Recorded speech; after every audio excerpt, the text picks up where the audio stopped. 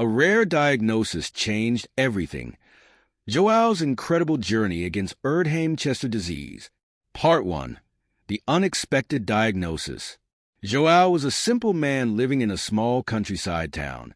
He worked as a carpenter and was known by everyone for his skill in creating furniture that looked like works of art. His life was peaceful, surrounded by his wife Maria and their 2 children, Pedro and Luisa. The family lived in a modest house, surrounded by a well-kept garden Joao lovingly maintained. On weekends, he enjoyed taking his children fishing at the nearby river, where they shared stories and laughter. One day, Joao began feeling intense fatigue and body aches. At first, he thought it was just work-related exhaustion, but the symptoms worsened, prompting him to see a doctor. After a series of tests, he received devastating news. He had a rare disease known as Erdheim-Chester disease, which affected his bones and vital organs. Joao had never heard of this illness and was stunned by the diagnosis. The doctor explained that the disease was so rare that only a few hundred cases had been documented worldwide. The news hit the family like a bomb. The disease was so uncommon that few doctors had experience treating it, and information about it was scarce. Joao was referred to a specialist in the capital city to begin an experimental treatment. The journey would be long and costly, but it was Joao's only hope. Desperate, Maria researched everything she could about the disease, while Pedro and Luisa tried to keep hope alive.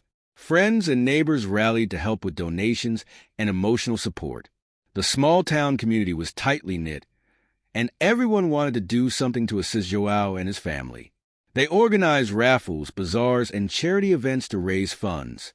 Despite all the support, Joao knew the fight ahead would be arduous. He would need immense strength and determination to face what was coming.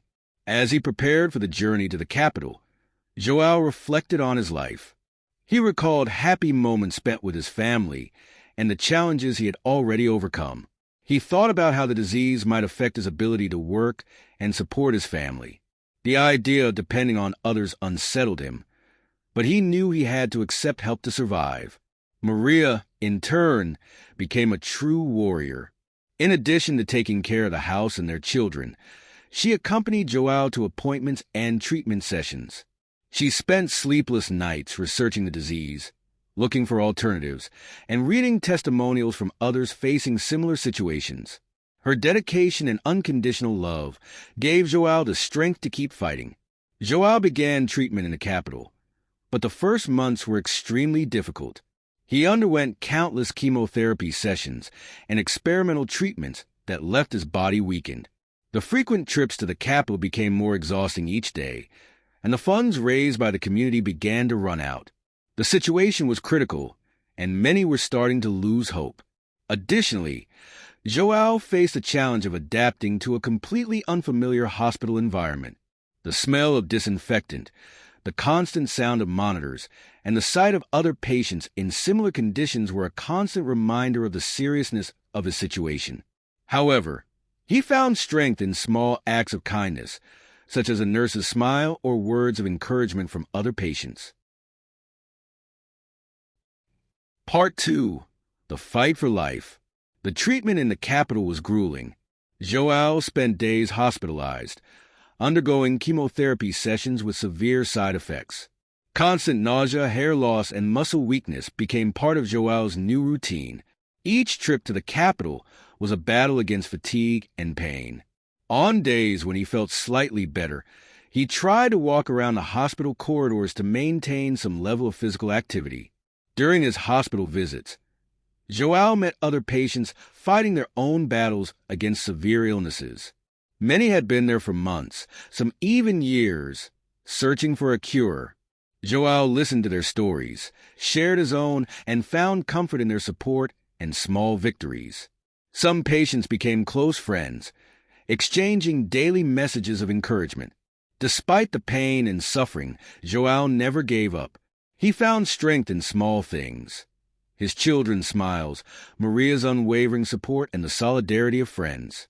During one of his hardest moments, when he considered giving up, an anonymous letter arrived. In it, Someone expressed belief in his recovery and offered financial help to continue his treatment. This gesture renewed João and his family's faith. While João fought for his life, Maria managed everything at home. She juggled caring for the children, managing finances, and supporting João emotionally.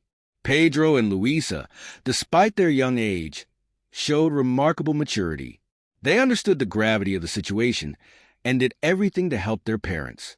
Pedro, 15, took responsibility for maintaining the garden and helping with household chores, while 12-year-old Luisa focused on keeping the home environment cheerful and positive. Maria also sought emotional support from groups for families of rare disease patients. She attended meetings and exchanged experiences with others facing similar challenges. These gatherings were moments of relief and strength, where Maria could vent and find encouragement. She also read books on resilience and coping, seeking ways to keep hope alive. Friends and neighbors continued supporting João's family, organizing fundraising campaigns and offering practical help, like taking the children to school or helping with housework. The community's solidarity eased Maria's burden and gave her the strength to keep going.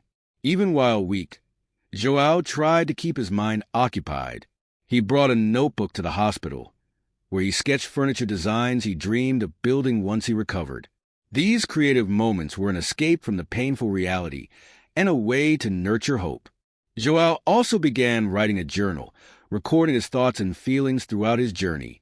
This journal would later become a source of inspiration for many.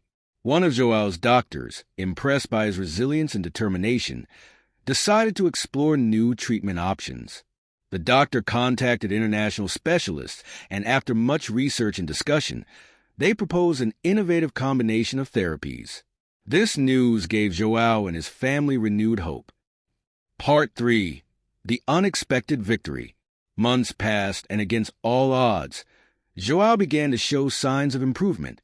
The doctors were astonished by his recovery, something rarely seen in cases like his. Treatment sessions were reduced, and João was eventually cleared to return home. The family received the news with overwhelming joy and emotion. The small town celebrated João's return with a grand party organized by his neighbors. Though he still required medical follow-ups, the worst was behind him. João returned to his carpentry work, creating furniture that became even more special, reflecting his journey of overcoming. Each piece symbolized hope and resilience, attracting customers from far and wide. The disease had changed João in many ways. He learned to value every moment and the importance of never giving up, even when all seemed lost. His story spread across the region, inspiring others to face their challenges with courage and determination. João's family, strengthened by the experience, decided to create a foundation to support people with rare diseases, offering financial, psychological, and medical assistance. João also became a motivational speaker, sharing his story and advocating for better access to treatments for rare conditions. Through his resilience, João's journey became a living testament that with faith, determination, and love, even the toughest challenges can be overcome.